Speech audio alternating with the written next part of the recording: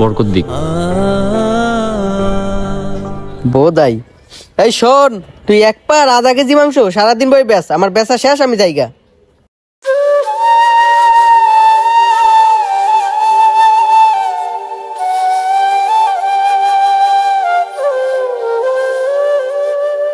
ভাই আপনার গোস কি ভালো হবে? হ্যাঁ ভাই, গোস ভালো হবে। কয় কেজি দিব? এখানে কত কেজি গোস হবে ভাই? ভাই এখানে প্রায় 30 কেজির মতো গোস্ত হবে। ও আচ্ছা, 30 কেজি হবে তাই না? আচ্ছা একটা কাজ করেন, আমার বাসায় অনুষ্ঠান তো, আপনি সবগুলো গোস আমাকে দিয়ে দেন। কি বলেন ভাই, আপনি সবগুলো গোস্ত নিবেন? হ্যাঁ ভাই, আমার সবগুলো গোসই লাগবে।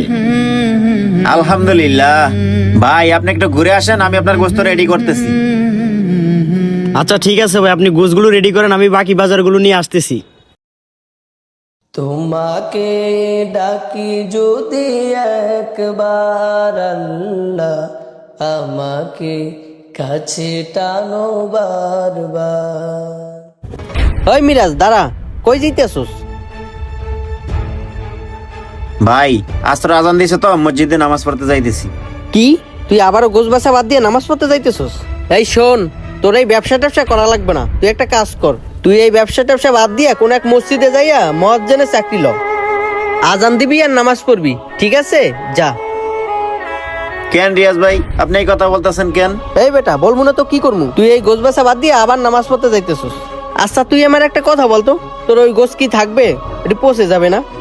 কি কোন রিয়াজ ভাই, গোস্ত তো সেই কখনই বেচা হয়ে গেছে, আর আজকে আমার ভালো লাভও হয়েছে। এই তুই আমার সাথে মিছে কথা বলতেছিস কে? তুই নামাজ পড়িস আবার মিছে কথা বলিস।